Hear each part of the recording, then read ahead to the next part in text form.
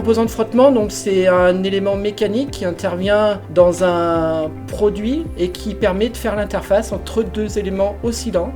Ce composant de frottement est très important pour ce produit car il va permettre de limiter l'usure d'une liaison pivot. La bague connectée, c'est très simple, c'est un composant de frottement équipé d'un capteur qui va communiquer avec le client sur l'état d'usure de l'articulation. Aujourd'hui, on est à la fin du développement sur nos bancs d'essai, où on essaye encore de récupérer les données sur les modes de fonctionnement de la bague.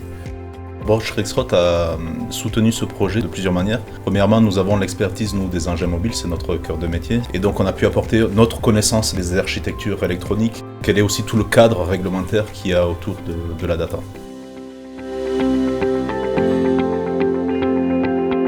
On a un plan de progrès sur la période 2024-2026 qui vise à réduire de 5% nos émissions de gaz à effet de serre.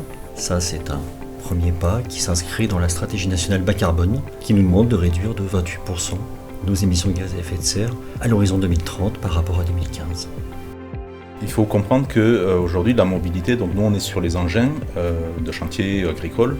Donc ce sont des engins qui sont composés de composants mécaniques, hydrauliques. Et donc c'est là où Rexroth en fait travaille, c'est l'amélioration des composants eux-mêmes. Deuxième axe, c'est aussi de la façon dont on utilise les engins. Travailler sur l'optimisation des systèmes hydrauliques. On peut gagner jusqu'à 40%. Et après le quatrième axe, c'est l'électrification, proposer des solutions d'électrification directement. Et agir, c'est déjà comprendre quelle énergie pour quel matériel, quand on parle notamment de la mobilité. Quand on regarde sur le plus long terme, c'est de réfléchir vraiment à l'implantation de nos sites pour pouvoir envisager de faire une décarbonation beaucoup plus importante en utilisant les voies fluviales, les voies ferroviaires.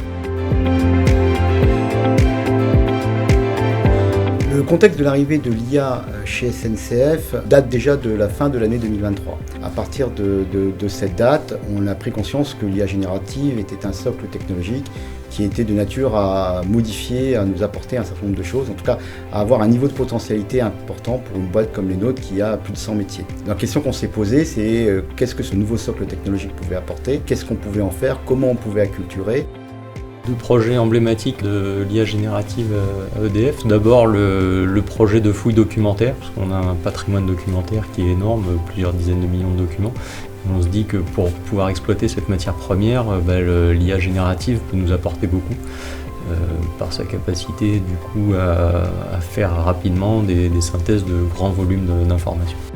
Il faut savoir que nous, on intègre des solutions IA génératives type ChatGPT. On peut questionner sur des connaissances web, mais on ajoute à ça des fonctionnalités d'ajout de données qui viennent des collaborateurs. C'est-à-dire que demain, je peux me servir des données que j'ai sur mon disque local et je peux donner à manger à cette IA ces données-là pour ensuite, par exemple, questionner des documents projets, questionner des chiffrages que j'ai fait les 10 dernières années, ce qui permet d'aller plus vite sur un certain nombre de tâches.